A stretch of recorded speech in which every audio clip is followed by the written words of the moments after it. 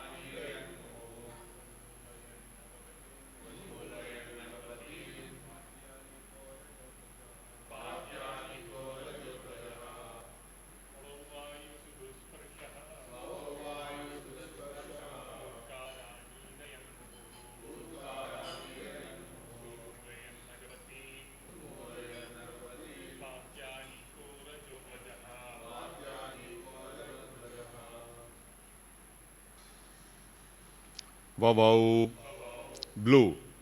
Vayuhu, the winds. Sudusparshaha, unpleasant to touch. Phutkaran, hissing sounds. Irayan, giving out. Moho, again and again. Unmolayan, uprooting. Nagapatin, gigantic trees. Vatya, cyclonic air. Anika, armies. Rajaha, dust. Dhvajaha, ensigns. Translation and purport by His Divine Grace Srila Prabhupada. Translation. There blew winds which were most uninviting to the touch, hissing again and again, and uprooting gigantic trees. They had storms for their armies and clouds of dust for their ensigns. Kindly repeat. There blew winds which were most uninviting to the touch, hissing again and again, and uprooting gigantic trees. They had storms for their armies and clouds of dust for their ensigns. Purport by Srila Prabhupada. When there are natural disturbances like blowing cyclones, too much heat or snowfall, and uprooting of trees by hurricanes, it is to be understood that the demoniac population is increasing and so the natural disturbance is also taking place. There are many countries on the globe, even at the present moment, where all these disturbances are current. This is true all over the world. There is insufficient sunshine, and there are always clouds in the sky, snowfall, and severe cold. These assure that such places are inhabited by demoniac people who are accustomed to all kinds of forbidden, sinful activity. Thus ends the Bhaktivedanta purport.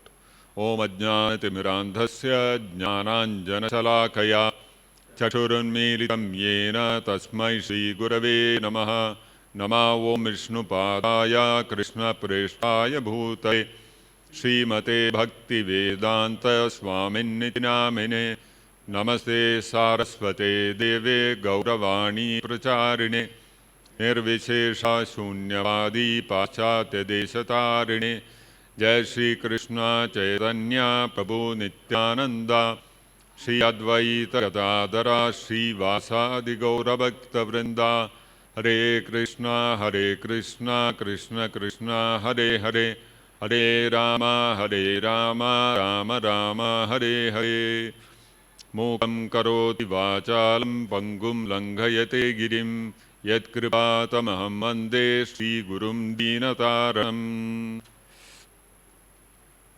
So here in this chapter, we are seeing the descent of Jaya and Vijaya into this material world. And when they descended into the material world, they descended as enemies of Vishnu. So when such enemies of Vishnu or demons take their birth, what happens? What kind of portents one can see in this world? What kind of symptoms you can see? Those are being described here. There are many omens that were manifest when Jaya and Vijaya came down as Hiranyasha and Hiranyakashipu. So it is described here, Vavau Vayu, Vayu, the air, you have breeze which blows, winds which blow. Normally in Chennai what happens, it's very humid. So when we stand outside in the tree shade, there is a breeze that blows, it feels very pleasing. You feel very nice, cooling, comforting. But the kind of breezes that started blowing when Hiranyaksha and Hiranyakashipu appeared, they were Sudusparshaha and they were Phutkaran Irayan, Muhuhu. When the wind used to blow, when Hiranyaksha and Hiranyakashipu were going to take birth, the breeze used to give a hissing sound. And just like you would see in, if any of you before joining, you have seen these horror movies. Sometimes, in the night they'll show one window is closing, one door is closing, and there is a kind of sound that comes which is very fearful. Those kind of sounds are not pleasing to the ear.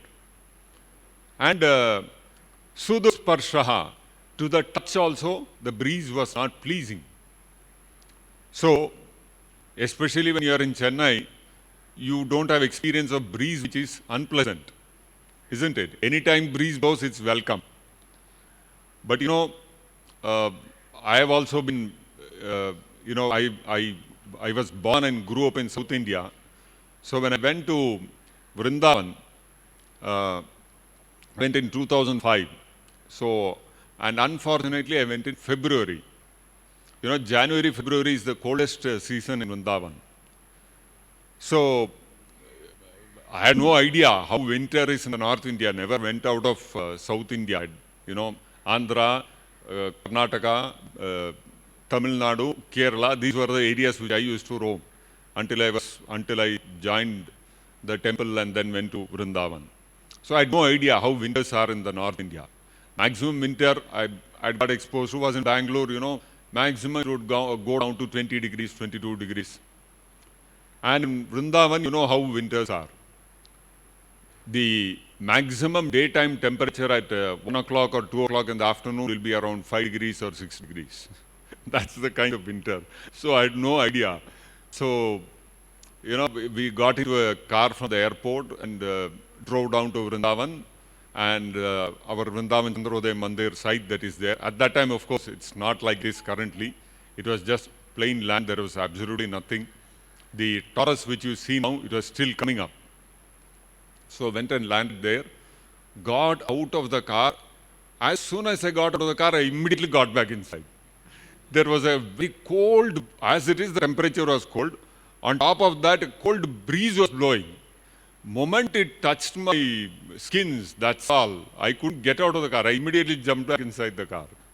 I said, I am not going to get out.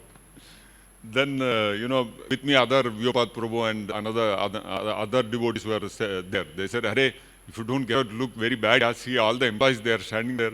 Come on, get out. So with great difficulty, I managed to get out. So there are breezes also which are not pleasant. So sometimes, in the extreme winter, when the breeze blows, it is not pleasing. Similarly, my first summer in Vrindavan, I still remember.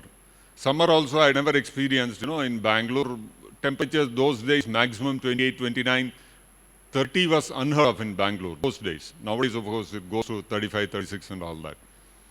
So, when summer came, May, June, temperatures was sizzling, 48 degrees centigrade. I had never experienced in my life. And those days, we were not staying in the campus, we were staying outside. So, we used to come every day and go. And we used to come by bike. So, another devotee used to drive the bike and I used to sit behind. So, in the afternoon for lunch, prasadam, we had to go back.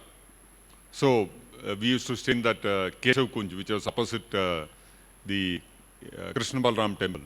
So, you can imagine, from Chattikara till there, we had to go in 48 degrees centigrade. And when we were driving, the breeze was blowing, and I was feeling somebody has set fire to my body. So, at that time, breeze was not pleasing. I was thinking, when will this breeze stop? So, sometimes, breezes are not pleasing to the skin. So, it is said here that when Hiranyaksha, and of course in certain climates, certain weathers, the breeze may not be pleasing.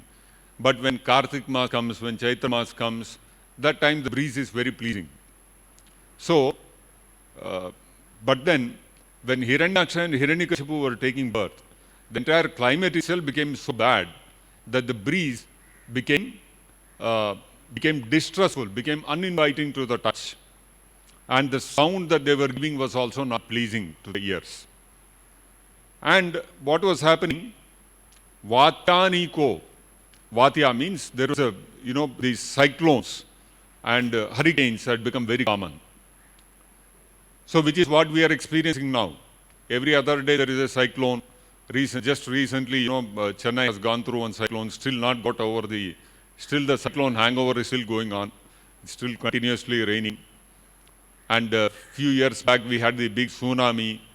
And I think a couple of years back, we had a big flood also here. So, these kind of natural disturbances are actually, if you see, they are not meant to be in this world. It's not that this world is like this. No, this world is not like this, not supposed to be like this. This world, Krishna has created in such a way that it's supposed to be very pleasing and giving a lot of peace and comfort to us in our minds as long as we are executing spiritual activities. The moment we go against the will of Krishna, we go against the laws of nature, we start trying to exploit material nature as well as other living entities. When that becomes prominent in this material world, what happens is all the entire system around which this whole material universe is designed gets disrupted. And when that gets disrupted, all these kind of natural disturbances become very prominent. So, it is described here, Vavau Vayu Sudusparshaha.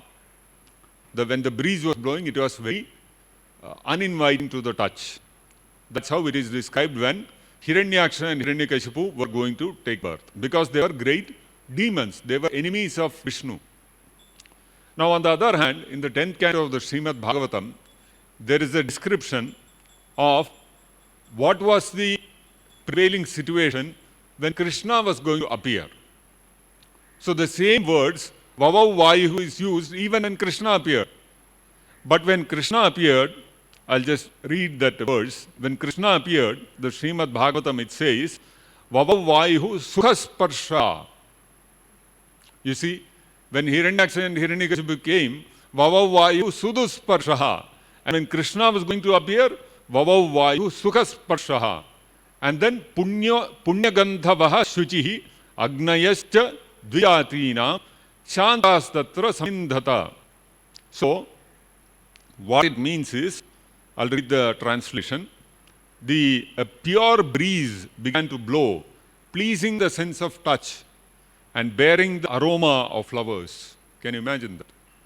It was bearing the aroma of flowers. And when the Brahmanas engaging in ritualistic ceremonies ignited their fires according to Vedic principles, the fires burned steadily. The fires were not getting extinguished. They were burning steadily despite the breeze. Why? Because the breeze was favorable. That was why it was carrying the aroma of flowers. Nowadays, you go into the city, you will get nice breeze. Along with that, you will get nice aroma also. Of what? You will get aroma of sewage. Unfortunately, that's the way our modern cities are designed. There hardly you will find any gardens, hardly you will find any flowering plants. It's very difficult nowadays. But then, in the olden days, the cities were designed in such a way that every city would have beautiful parks, gardens. That used to be the center of every city. But nowadays, we have big concrete buildings and very dense populations, because of which what happens? You have to have, all the sewage gets collected and all those kind of things start happening.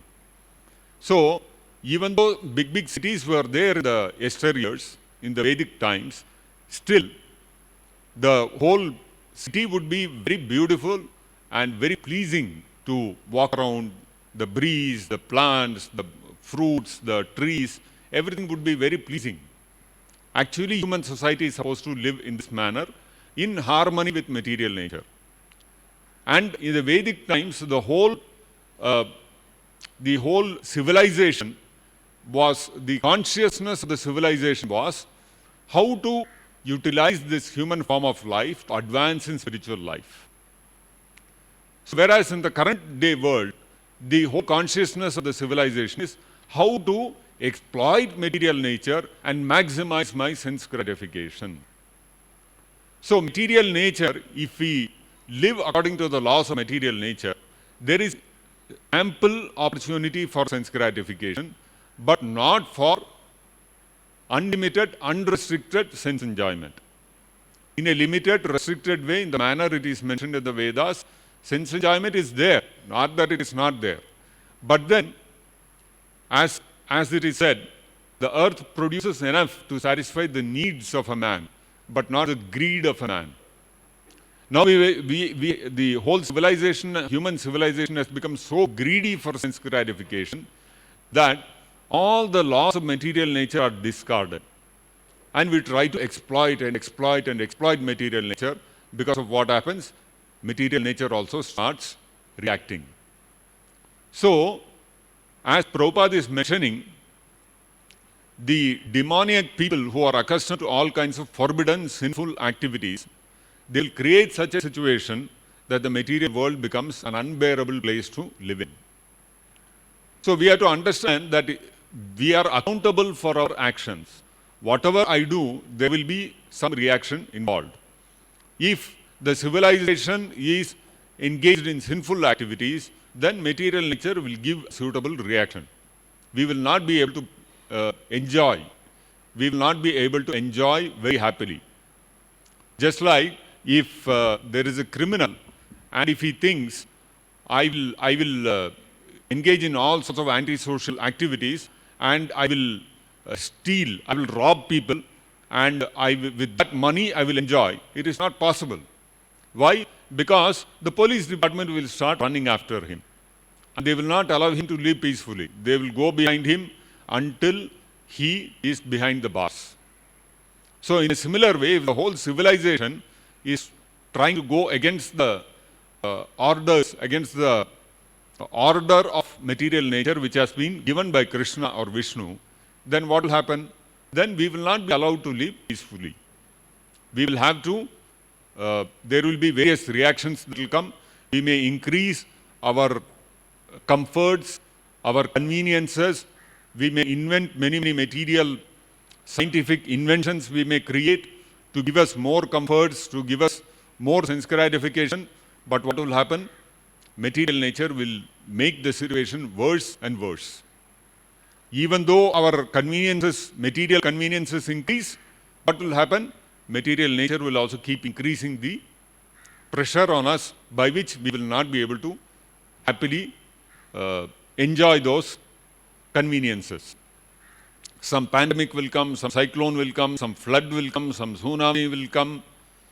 Actually, if you see, the amount of sinful activities in this material world is growing. That's how Kali Yuga is.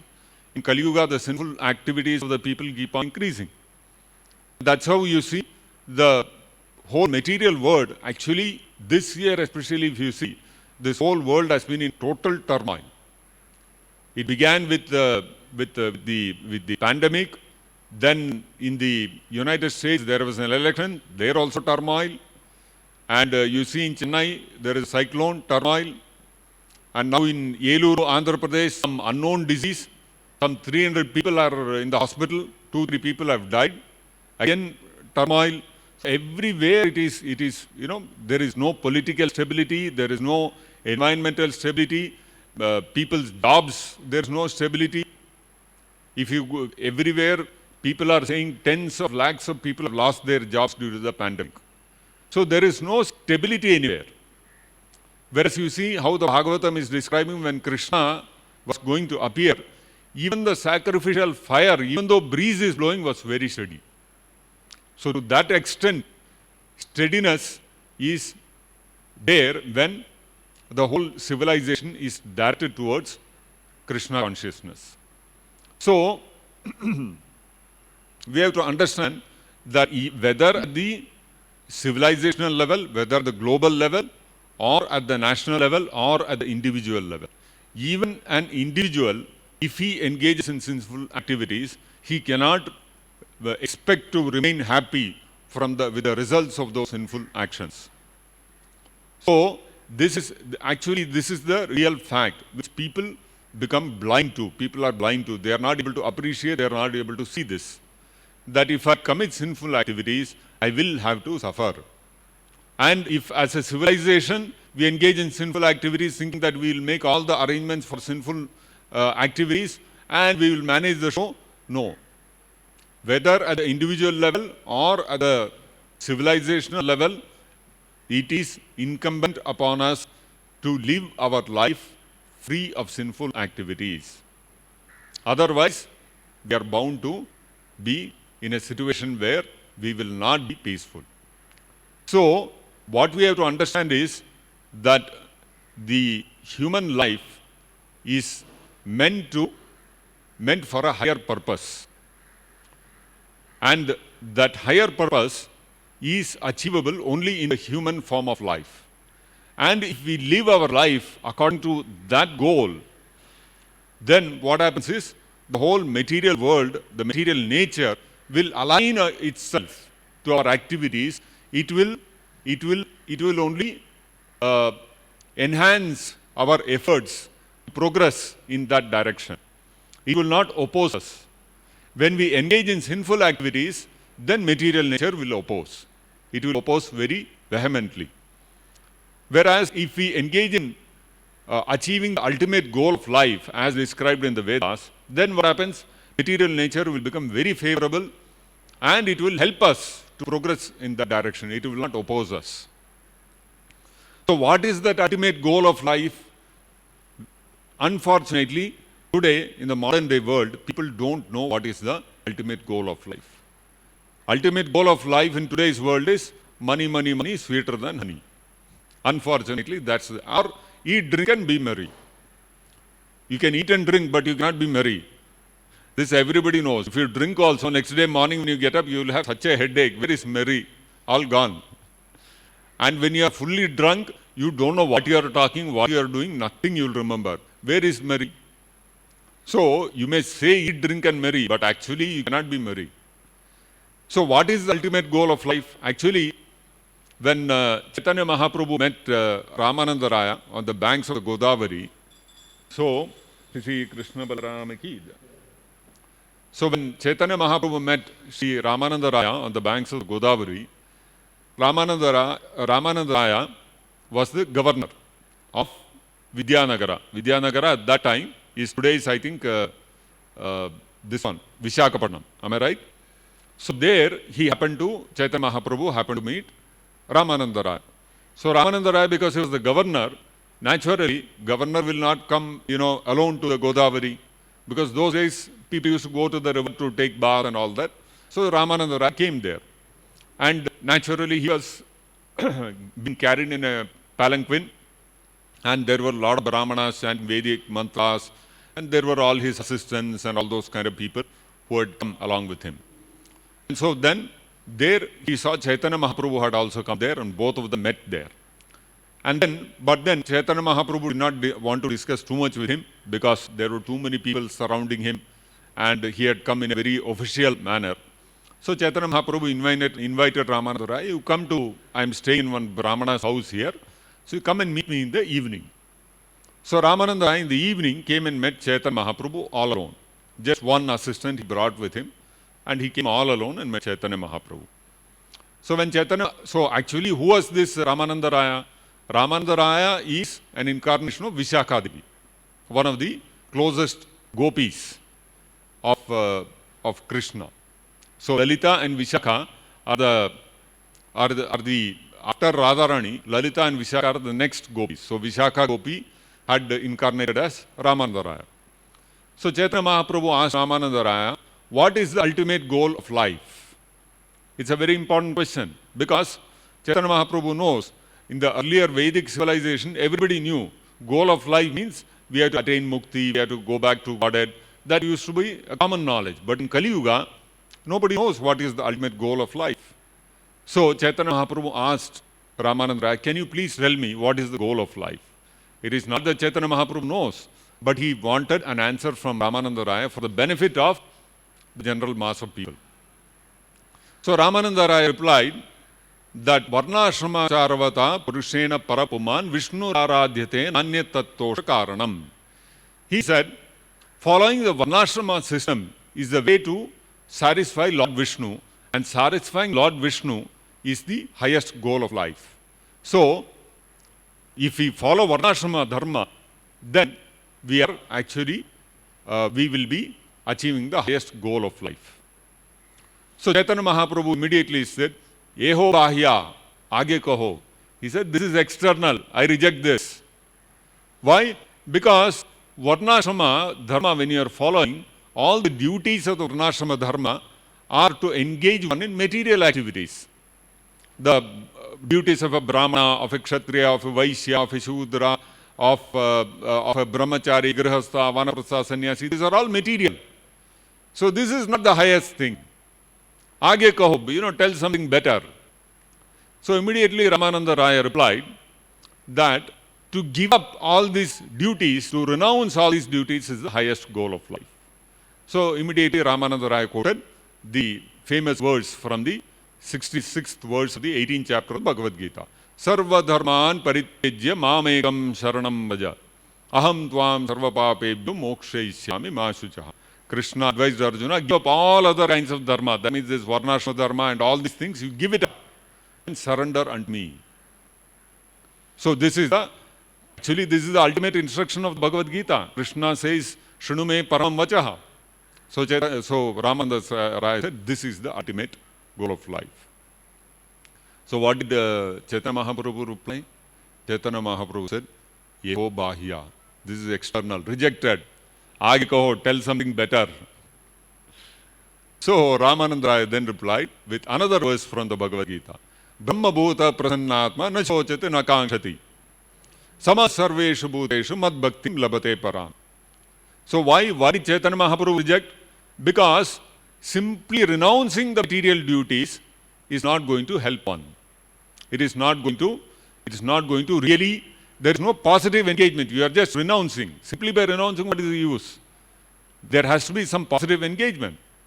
So then he said, Ramananda Rai replied that Jnana Mishra Bhakti is better than Karma Mishra Bhakti or renouncing completely one's duties. So he said, better than both of this is Jnana Mishra Bhakti, because on the platform of Jnana, you become qualified to execute Bhakti. So Chaitanya Mahaprabhu, for this also, Chaitanya Mahaprabhu said, Eho Bahya, this is external, rejected. Aage kaho, tell something better. So then, Ramananda Raya quoted a verse from 10th canto of the Srimad Bhagavatam, which was spoken by Lord Brahma. Jnane prayasam udapasi namantayeva sanmukaritam bhavadiya vartam. What is that after that? Sthane sthitaha tanuang manobir prayasho ajita jitopyasi tais trilokyam. So Brahmaji said, Jnane prayasam, to engage in the process of jnana is prayasam. It is simply hard labor. There is no result that comes out of it. No real spiritual benefit that comes out of undertaking the path of jnana yoga. Udapasya, so reject the process of jnana yoga. Jnane prayasam udapasya namanta eva. So to surrender to Krishna by rejecting jnana yoga and sanmukaritam bhavadiya vartam, to constantly hear your glories. He's submitting his praise to Lord Krishna. So to hear Krishna's glories being described by devotees, that is the highest goal. And by doing this, what happens is, sthane sthita, wherever you are situated, you may be a Brahmana, you may be a Kshatriya, you may be Vaishya, you may be sannyasi, you may be grihastha, you may be brahmachari, vanaprastha, whatever you are, whichever situation you are, engage in glorifying Krishna in the association of devotees. And by this what happens is, ye prayasya ajita jitopyasi. Krishna is ajita. Ajita means nobody can conquer Krishna. That unconquerable Krishna becomes jita. Ajita jitopyasi. He becomes conquered simply by glorifying Krishna in the association of devotees. So when Chaitanya Mahaprabhu heard this, Chaitanya Mahaprabhu said, Yehohoyaha, now what you are saying makes sense. Why? Because now there is some activity, spiritual activity. What is that? To glorify Krishna. So what happens is, this is a very powerful process, especially in Kali Yuga. What is that? That we engage in glorifying Krishna, satam prasangat, in association of other devotees. Satam prasangat means in the association of pure devotees, and in a group, as a group we engage in glorifying Krishna. So this process is very, very powerful. So that is why the Bhagavatam, actually if you see, the Bhagavatam is, in many, many places you will find, from the beginning till the end, the Bhagavatam is pushing this principle, that is espousing this principle, is again and again reiterating this principle, that in Kali Yuga, the process of spiritual emancipation is to glorify Krishna in the association of other devotees. In the earlier ages, we could perform spiritual activities all alone. Bharat Maharaj, he gave up his whole kingdom and he went to the forest and practiced bhakti all alone. And he reached the stage of Bhava Bhakti. And later on, of course, he again took the birth as Jada Bharata and continued. He did not join ISKCON and in a group and became a bhakta and start getting trained and all that. He went to the forest and he practiced. Dhruva Maharaj, at the age of 5 years, he went to the forest all alone and practiced. And within 6 months, he achieved perfection. And we all in Kali Yuga, we come and join ISKCON 24, 26 years old, and 20 years will pass, but still we'll be in, we'll never, nowhere be near Dhruva Maharaj's what he achieved. But then Dhruva Maharaj did it all alone. He went to Dhruvatila in Vrindavan and he practiced. In 6 months he had darshan of Vishnu. You take the case of Narad Muni. Narad Muni also, for a few months during Chaturmasa, 4 months, he served all the pure devotees. After that, he went to the forest and practiced on his own, all alone. Whereas in Kali Yuga, if we try to do that, all these great personalities, they went to the forest, executed bhakti, and overcame Maya. If in Kali Yuga we try to do, first of all, you will not find a forest. Even if you find a forest, you go there, we will not overcome Maya, Maya will overcome us. So it is not possible in Kali Yuga to practice Krishna consciousness all alone. So in the olden ages, it used to be possible. That's why in the olden age, there was no ISKCON, there was no organization. It's not that one Acharya had to create an organization and everybody would come and practice. This is a very novel thing, which is happening only in Kali Yuga, which was started by Srila Bhaktisiddhanta Saraswati Thakur. And this is not only unique only to our Sampradaya, Gaudiya Vaishnava Sampradaya. Even Madhvacharya had an institution. Even Ramanujacharya started an institution. Because in Kali Yuga, you have to have an institutional place where devotees can all come together and jointly they can practice.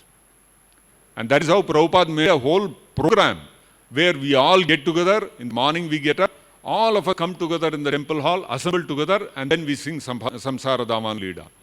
And then what we do? We all sit in the temple hall and together we chant Hare Krishna Mahamantra. And then together we do Guru Puja. Together we all sit and hear Bhagavatam class. When, in the olden ages, where was this kind of system? Dhruva Maharaj or Bharat Maharaj, they were not sitting in the forest and, gathering a lot of people and together let us, have Bhagavatam class daily. No, they were not having. Okay, only the sages got together in Naimisharanya because they were conducting a special sacrifice. So they together all got together and they heard. Because anyway, it was the beginning of Kali Yuga. So they actually set the precedence that in Kali Yuga, all the sages got together and heard Bhagavatam. Bhagavatam is there all the time. So only in Kali Yuga, hearing Bhagavatam, process of hearing Bhagavatam is Satam Prasangat. You have to do it in the association of others. Alone will not be able to do it, will not be able to sustain.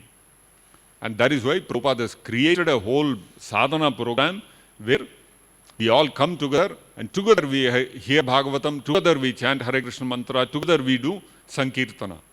And this is the process for Kali Yuga, which is very, very powerful.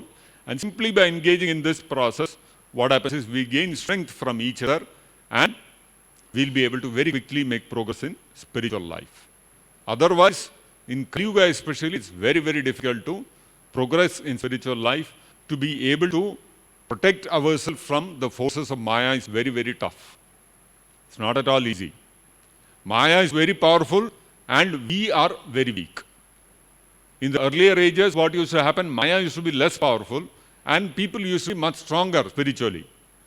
Now the roles have reversed.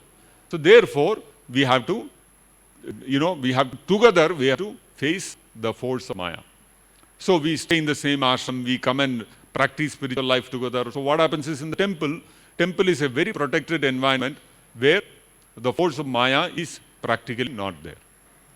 So this association of devotees we have to appreciate and we have to value that, what Prabhupada has given us in the form of this institution, in the form of the opportunity to be able to practice the principles of the Bhagavatam in the manner it is described in the Bhagavatam. In the association, in a group, every day, day after day, we go on practicing. This is actually building up our spiritual strength. And this is what is required for Kali Yuga. So, with these few words, I'll stop. If there are any questions or comments, we can discuss. Yes, please.